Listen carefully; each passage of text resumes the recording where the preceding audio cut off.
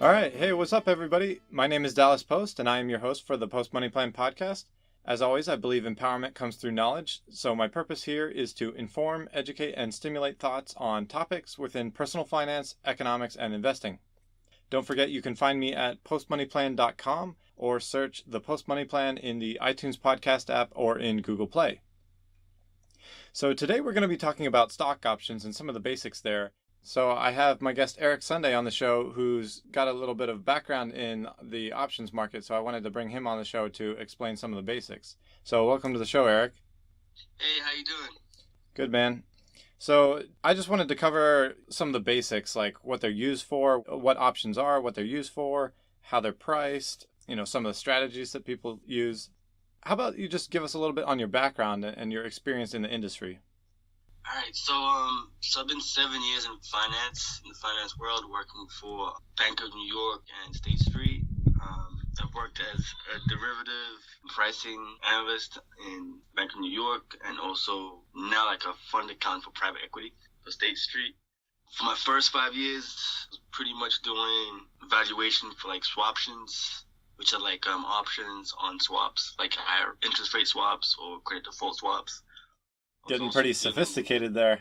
Oh yeah, I kind of got plunged into the deep end because I came from like engineering background. So my only strength was the fact that I had like a harder math background than most of the finance people that were there. So it kind of helped me with the derivative part because it's very mathematical if you think about it. As far as even the term derivative, like differentials and integrals and stuff. Essentially for 5 years, I was actually doing the actual trade processing of those options. So I got to see how each piece of the option was being evaluated and how it made the whole entire price and how the market affected it in real time with like real funds, whether it was like mutual funds, hedge funds, and recently the private equity stuff. Pretty much for Bank of New York, I was kind of like processing the trades for the options. So we had to really scan and make sure that all the information was correct as far as different inputs that we were receiving from them, like expiration date, rates, what type of option it is, and essentially who was in the money, who was out the money. So like it enabled us to figure out what part of an option contributes to the price and what's more or less benign to the price, I guess. I mean, the basic terms of options is that you want the ability to choose whether or not you could get a good price into something. That's pretty much how I've kind of like simplified it to myself, is to give you a choice in getting a discount. So well, actually, I think that's a good place to jump in and talk about the very basic. I want to explain some of the very basics of options for the audience. Like, first off, what I think of is an option is an agreement between two parties. So basically, an option is a contract. It literally is an option. So that's why they're called that. Yeah. So it's giving the owner of the option the right, but not the obligation, to buy or sell stock at a predetermined price up until an expiration date. It's giving optionality without full commitment. That's what I think of. But it comes at a cost, right? So you have to pay a one-time premium if you're buying an option. So that's kind of similar to insurance in a way. With insurance, you pay a premium so that you're covered if something bad happens. And with an option, you pay a one-time premium, and then you get access in case something good happens, for example. So you're saying, basically, you were doing your job pricing options and processing trades and stuff like that for your employer, and it didn't mean a whole lot to you before, but then once you had seen some of your coworkers trading options, then you got interested, and it made you pay attention to what you were actually doing at work? Pretty much, yeah. What it did is give me, because when you're in finance jobs, especially when you're in big companies, everything is so specialized to the point where you kind of have a hard time seeing the big picture of what you're doing, right? So in a sense, for me, the experience of watching my coworkers gain from their knowledge at work made me a better worker, which in turn made me a better option trader, which is like, it kind of reinforced the whole knowledge, application of knowledge, and then going back to the drawing board to regain new knowledge, or, reform the knowledge you already have, and then go back at it again, applying it.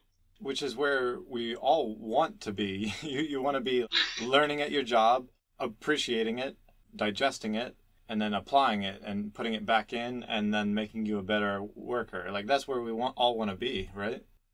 Yeah, because on top of that, it gives you the appreciation of your part in what you're doing.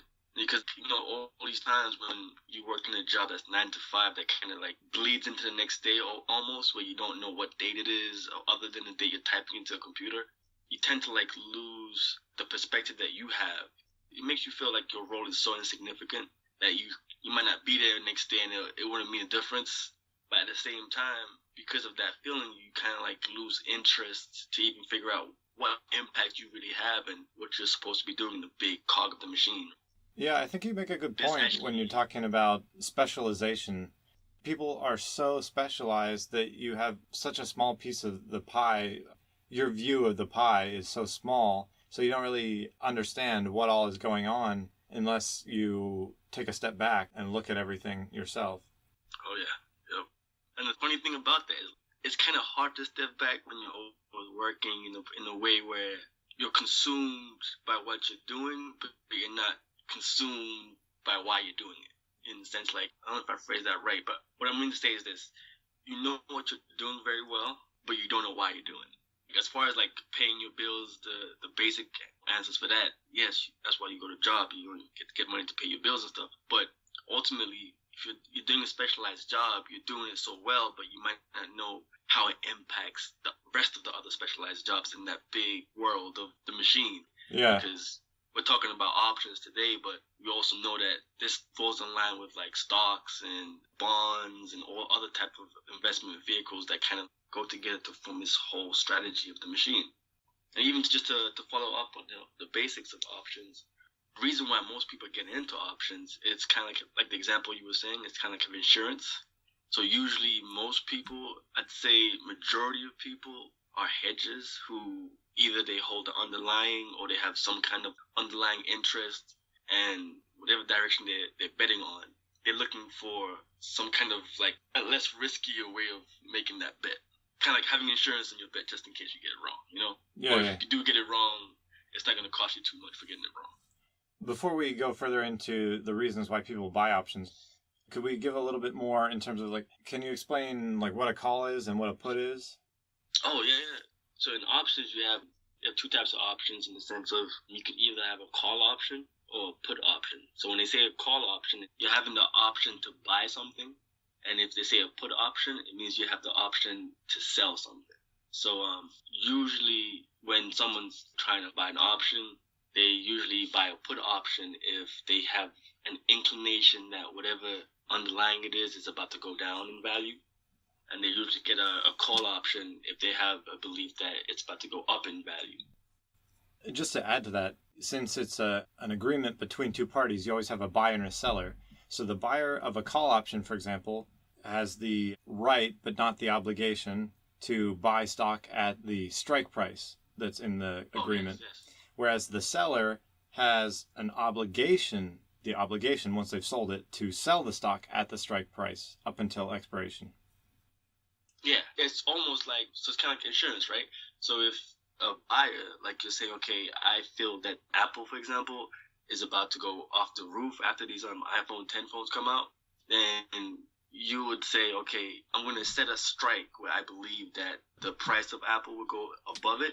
And at that strike, because I'm going to have to pay a premium for it, I'm hoping that the premium I pay is less than the raise in price that Apple will have compared to the strike. So you're hoping that the price of Apple goes above the strike by as much as the amount of premium you paid for it.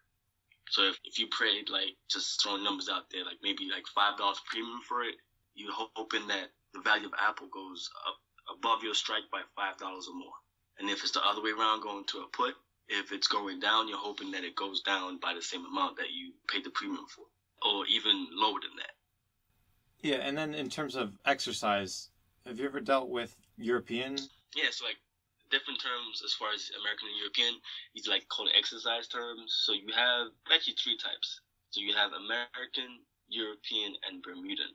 So the American type of exercise option says that if you get into an American contract, I guess, American exercise contract, you can exercise it. Meaning you could, as an option buyer, you have the right to choose when to exercise that option at any time up until expiration. Now, if you had a European contract, the only time you could exercise it is at expiration. So up until the time of expiration, you wouldn't be able to exercise it. You'd only be able to resell it or rebuy it, depending on if you were the seller or the buyer of the option. So I think it's worth noting on that, because American options are more flexible than European, they're going to naturally be a little bit more valuable than the European ones. Correct. You're going to have more value because they can get exercised at any time, and they're going to be closer to the value of the underlying as far as like the movement, just because of the fact that it's more liquid. How about in terms of strike price? Let's explain that. Okay, so because each option is based on the strike price. You have the price that's the current price of the underlying, whatever stock it is, and the strike price is the price you agree to on the contract to exercise at. That's the price you agree to buy the underlying or to sell the underlying, depending on if you have a put or a call on it. It's the price at which the underlying stock is agreed to be traded if exercised. The buyer has the right to buy it at the strike price, and the seller has the obligation to sell it at the strike price. But correct. That doesn't necessarily mean the stock is going to be above or below that strike price. It's just that's your agreement, regardless of where the stock price is. And then the other thing with strike prices is, in terms of terminology, options people will refer to them as either being in the money, out of the money, or at the money based on the strike price. So basically with strike prices, it's all depending on whether it's a call option or put option. So if you are a buyer, for example, and you're buying a call option, if the strike price is below the current price, then you are in the money. Now, if the strike price is above the current price, then your option is out of the money. Or in other terms, if it's close to expiration, it's going to also be called worthless. In case you didn't understand, worthless. Yeah, worthless. It's not going to get you much. And also, if it's at the current price, we call it at the money or ATM. And it's vice versa for the put options. For example, if the strike price of a put option is below the current price, then it's out the money. And if it's above the current price, then it's in the money. And if it's at the current price, then it's at the money. And then the expiration date is the part of the agreement that says this is when the agreement expires. So if an option buyer has the option to buy a stock, they're already agreeing that it's going to expire in, let's say, 3 months from now. And then after those 3 months are passed, then that option is no longer valid. Yeah, so that's what you hear. Options are time-based securities, so they actually lose value as you get closer to expiration. So when you have, for example, an option that's expiring next month, usually most options expire on the third Thursday of the month for most stock options. And if they're weekly options, they expire on the Friday of each week. All right, so then in terms of what they're used for, you mentioned before about hedging and limiting downside. Yeah, so there's various ways they use options. Like the main thing they use options for is for hedging. So that's pretty much saying that because of the level of premium that you can pay in comparison to the underlying of the stock that you'd have to pay to buy it, each option contract controls 100 shares of whatever underlying stock you have. So you're getting a discounted price compared to how much the actual underlying cost of the security is. The other thing that I think is a huge purpose and value of options is to incentivize employees. Companies can pay their employees with stock options. The reason why I think it's such a good incentive is because when companies reward employees with options, they encourage employees to care about the performance of the company. It works better than stock because it's worthless if they're not in the money. If the employer pays the employee in stock options that are out of the money, meaning the strike price is above where it is currently, then the employee wants to work hard, make the company do well to make the stock worth more so that the stock options become worth money. But if the stock doesn't go up, then the stock options aren't worth anything. Versus if they were just paid in cash or even stock, then the cash, they don't care what happens after the fact, really. Or even with stock, then they could just sell it right away and not worry about it. So I think that is a really valuable purpose of options. And one of the reasons for that actually is because of leverage. So like if most of employees who get these stock options, they get to buy extra stock at a discounted price with these stock options because most of the time they get given these options and they can convert them at a certain time period into actual stock. And usually they'll do that if the performance of the company they're working for is actually achieving goals and doing better than expected. So that's where it goes with your incentive as far as if they work harder and make the company better, they can amplify their return based on the options they've been given by the employer. That kind of touches on what you were already saying about another reason for them is just keeping capital liquid and providing more leverage where you don't have to put as much capital down to take on a position. Oh, yeah. As opposed to if you were to actually put up the amount of money to get that same return, you'd have to buy so much in shares. You'd put down so much capital down up front that you might not be able to feel comfortable with that risk. Because to get that same move, you'd have to buy 100 shares. Yeah, so it does end up putting less absolute dollars at risk and also give you potentially higher percentage returns than the stock itself. But that being said, that doesn't mean there's no drawback to it. Oh, no. They are. Like, there's a risk in everything. Matter of fact, like one of the biggest economic crises of this millennium is based off derivatives. Maybe not the same options we're talking about as far as stock options and stuff, but it's a form of derivative, and they call them credit default swaps. That's kind of like what brought us down with the whole subprime mortgages and stuff. So, like, they used leverage in a way where they had no actual skin on the underlying security they were dealing with. Yeah, so to me, that's the really big danger with derivatives. I think derivatives of many kinds can have a purpose, like credit default swaps can also have a value and purpose. They help investors price different risks in the market. But once you start to get so far into speculation, but more so what I'm saying is when you start to remove underlying assets, it's like unsecured debt, for example. I think secured debt is great because that way, if the debtor can't pay the bill, there's an asset that the one who's making the loan can claim the underlying asset. Like collateral. Yeah, exactly, collateral. In the case of derivatives, the danger is if there isn't an underlying that the person who's owed money can claim, that's when there's a big risk. And so all the credit default swaps, if there isn't enough underlying that the owner can go back and claim some kind of underlying security, then there's a lot of risk there. Yeah, and also, again, with options, most option trading at a basic and maybe you could say close to intermediate level would be just pretty much buying options. It's only when you get to more of the advanced and complex where you start to sell options. And that's where you get into like the problems as well, because with options, when you buy them, you can have unlimited gain. So if you buy a call at 1001 Amazon and Amazon goes to 2000 plus, or it can go as high as at once, you gain as much as that goes up, and that can be unlimited. Now for the person who's selling you the option, who's on the other side of that perspective, they now risk unlimited potential. So what ends up happening is we end up getting in trouble when the big option sellers don't hedge themselves with their significant contracts. So like they have unlimited risk. Remember that Dark Knight Rises movie? Yeah. So there's a scene in there where Batman, Bruce Wayne, ends up becoming bankrupt. And the way they do it is the Bane character and the bad guys, they end up going to the stock exchange. Using his fingerprint, they make him get into a bunch of sell-put contracts.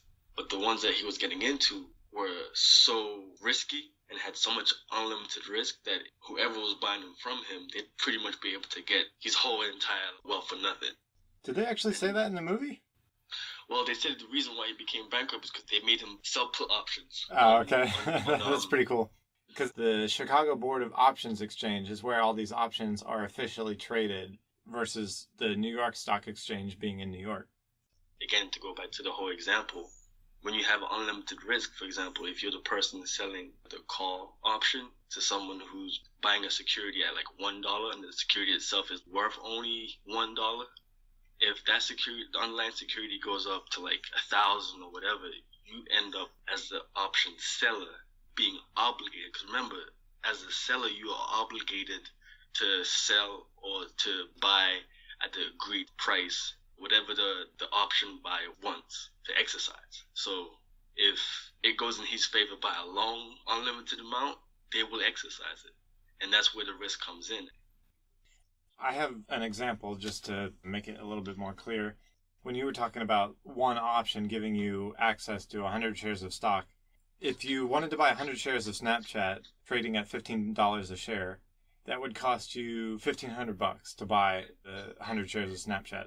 But if you want to have access or control of that same amount of Snapchat stock without putting down $1,500, you might be able to buy one Snapchat option with a strike price of maybe like 16, for example, at 50 cents a share, and that would only cost you $50 instead of having to put down 1,500.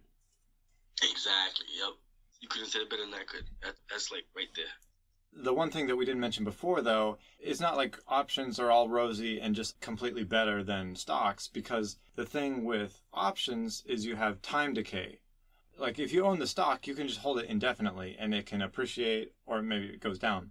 But the option, if you own it, since it has an expiration, as you get closer and closer to expiration, like you were saying, then it becomes less and less, has less and less worth. Yep. So essentially that's where the risk comes in. If you are the option buyer, you're banking on the fact that the underlying moves to what you expected it to move before the contract expires. Now, if you're on the other side and you're the option seller, you're banking on the time decay to work in your favor so that the option becomes worthless and you don't have to be assigned or have to buy it back at a higher price. Let's talk a little bit about how they're priced, just to explain how you get a price for these options. They're a derivative and they reflect something about the underlying stock that they're based on. So if you have an Apple option, it doesn't have the same worth as the Apple stock, but it is somehow reflected, is affected by the Apple stock. You've got the intrinsic value and the time value. Can you explain the intrinsic value and then the time value? Okay, yeah. So first we'll start with the intrinsic value. So intrinsic value would be the difference between the strike price and the current price if the option is in the money. So say for example, if you bought the strike at 16, right? And the price of Snapchat became 18. From 18 to your strike price at 16, you have $2. So that $2 amount would be the intrinsic value. Because that's the value that if you were to exercise the option today, that's how much you would get as far as the difference. Because you'd be buying the shares for 16, even though they're actually valued at 18, and you'd be able to sell them at 18, currently at the market value, and make a difference of $2 per share. But then there's also the time value, right? Well, so the time value is the other aspect of it. So the intrinsic value would be $2, but depending on how far you were to the expiration date, like say for example the expiration date was over 30 days, then you'd probably have an extra 30 cents to it, 40 cents to it. So instead of seeing the option being worth $2, it'd probably be worth $2.60, $2.50. It's because the time value is that the more time there is between now and the expiration date, the more likely it is for your option to be executed at a price that you want. So as time nears down, the closer you get to expiration date, if your option is out of the money, for example, the chances of it moving into the money becomes very low. So the value of that option won't really move higher unless something drastic happens in the market. And vice versa, it would be the same thing. So if it was in the money, for example, like you would start to see that your option moves 1-to-1 with the underlying because it's so deep in the money that in of itself, the time value is no longer there because you know that it's not going to go out the money unless something drastic really happens. All right, I'm going to see if I can try to catch you off guard. I'm going to mention things that affect the time value, and you say what impact they have. Time to expiration. Time to expiration will reduce the value of your option if you're buying it, and it will increase the value of your option if you're selling it. So meaning if you're buying the option, the chances are the price of your option is going to go lower and lower as you get to expiration. The more time to expiration, the more value you have. The less time to expiration, the less value it has. All right, then how about volatility of the underlying? So the impact of the volatility of the underlying will impact the implied volatility of the option. And what implied volatility means for the option is what we expect the volatility of the underlying to be. So if the volatility of the underlying increases, it will directly impact the implied volatility, making us expect it to keep increasing. And what that does to the actual price of the option, it actually increases it.